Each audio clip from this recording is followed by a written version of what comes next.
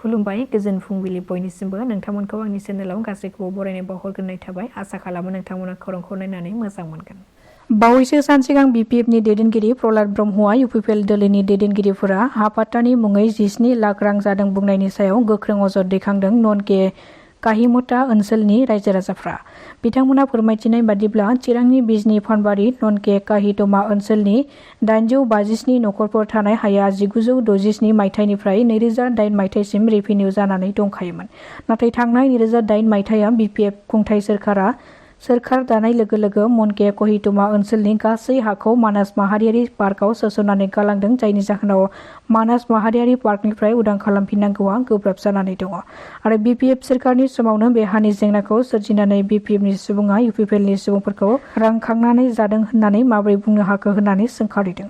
आरो बेजों लोगोसेनो बिथांमोना बुंथिबावदों दि बे हाखौ लानानै जोङो राजखान्थि गेलेयाखै आरो बे हाखौ लानानै राजखान्थि खालामनो नाङा। बे हायाव जों अरायथा थानो मोननांगौनि थाखायसो खामानि मावगासिनो दङ आरो बे ओनसोलाव थानाय सुबुंफोरा मा थासारियाव दङ, माबोरै सोलियो, बे हानि खामानिया माबोरै सोलिदों बेखौ प्रहलाद ब्रह्मआ मिथिया होननानै बुंथियो।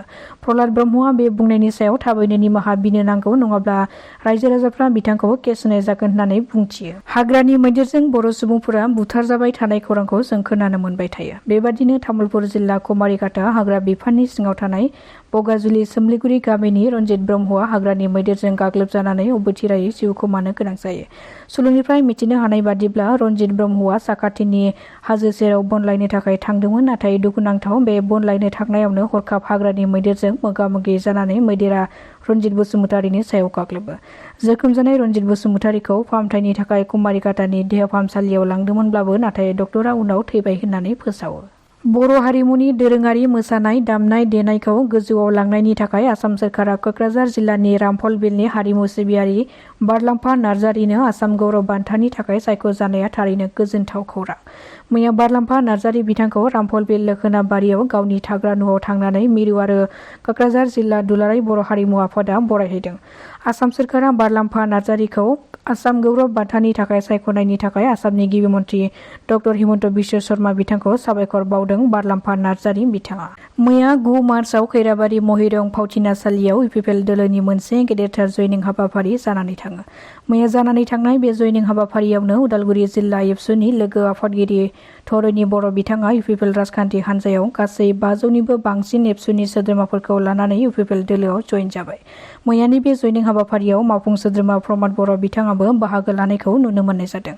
बे हाबाफारियाव बाहागो लानानै बिथाङा खौरां बिजोंनि गेजेरजों फोरमायथिदों दि बिटिआर ओनसोलनि गासै 40 समस्तियाव रायजो राजाफ्रा 4 बोसोर इउपिपिएल राजखान्थि हान्जानि खामानि मावनायखौ मोजां मोननानै गोबां 500निबो बांसिन गुबुन गुबुन आफादनि सोद्रोमाफ्रा इउपिपिएल राजखान्थि हान्जायाव आखाइ हमफैदों आरो बिथांमोना बयबो लुबैदों जाहाथे फैबाय थानाय बिटिसि बिसायख'थियाव देरहासार जानानै इउपिपिएल राजखान्थि हान्जायानो सोरखार दाफिननो नांगौ आरो बिटिआर ओनसोलाव गोजोन आरो खौसेथिया थानो नांगौ आरो बिटिआर गोरोबथानि दफाफोरा मावफुंजानायखौ बयबो रायजो राजाफ्रा लुबैदों। बेनि अनगायैबो बिथाङा फोरमायथि बावदों दि बिपिएफ दोलो आरो जेएसपि दोलोआ एलायन्स जानायखौ जेबो साननो गोनां गैया। बे मोननै राजखान्थि हान्जाया गंनै दोबैनाय नाव आरो गंसे नाव गंनै गंथामानो जायाथों मानो बे दोबैनाय नावखौ बोखांफिननाया एसेबां गोरलै नङा होननानै बुंथियो बिथां प्रमद बर'आ।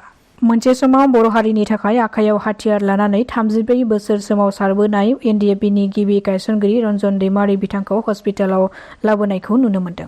थारैनो बिटिआर गोजोन गोरोबथा जानानै थांनाय समावबो सासे सागानगिरिया दासिमबो जोबथेसालियाव थानांनाया जोबोरैनो दुखुनांथाव। मैया बिथांनि देहाखौ चेकआप खालामनो थाखाय गुवाहाटी मेडिकेल कलेज हस्पिटालाव लाबोनायखौ नुनो मोननाय जादों। आसाम सोरखारनि सोलिफु 2025-26 मायथाइनि रांखान्थि बाजेटआव बिटिआरनि थाखाय 1,143 कौटि रां फोसावदों। मिथिनो हानाय बादिब्ला बडोलेण्ड अनसाय बिफाननि थाखाय 4,160 कौटि रां, बिथायारि सानज'थाइ जौगाथाय आरो 2020 बर' गोजोन गोरोबथाखौ मावफुंनो थाखाय 1,143 कौटि रां आरो 4,000 अनसुंथाइ मोनै बारग' एनडिएफबि सोद्रोमानि नखरफोरनो फिन फसंफिननायनि थाखाय 30 कौटि रां आरो बेजों लोगोसेनो कार्बि आंलं गावखुंथाइ हालामनि थाखाय 62 कौटि रां, डिमा हासाव गावखुंथाइ हालामनि थाखाय 306 कौटि रांनि बाजेटखौ रांखान्थि मन्त्रि अजन्ता नेह'गआ फोसावबाय। थेलामारायाव ड्राग्सजों लोगोसे सासे सुबुंखौ हमनो हादों। मोनसे स्रोद सुलुंनि गेजेरजों संदाननानै सनितपुर जिल्लानि थेलामारा पुलिसा शाहजाहान आली मुंनि सासे ड्राग्स फालांगिरिजों लोगोसे गंसे 38 कन्टेनारफोरखौ हमनो हायो। पुलिसनि सुलुङाव फोरमायनाय बादिब्ला शाहजाहान आलीया नगावनिफ्राय गं 38 कन्टेनारफोरखौ लानानै ढेकियाजुलि फारसे थांगासिनो दङमोन। गुवाहाटी नोगोरमानि सुरुसुजायनि गंसे गेस्ट हाउसनिफ्राय उत्तराखन्डनि राइडार ननिनि गोमानाय बाइकखौ मोनफिनबाय। हरनि समाव पुलिसा सेबनानै खोला सालमारानि फकीरगन्जआव मोननो हायो ननिनि बाइकखौ। बशिष्ट पुलिस आरो फकीरगन्ज पुलिसनि जथायै सेबनायाव बाइकजों लोगोसे फिरोज काजी आरो आशराफुल देवान मुंनि सानै सिखावखौबो हमनो हायो। दासिमनि खौराङा एसेनोसै। नोंथांमोना खौरांखौ नायनानै मोजां मोनदोंब्ला चेनेलखौ साबस्क्राइब खालामनानै लानो हागोन। गोजोन्थों।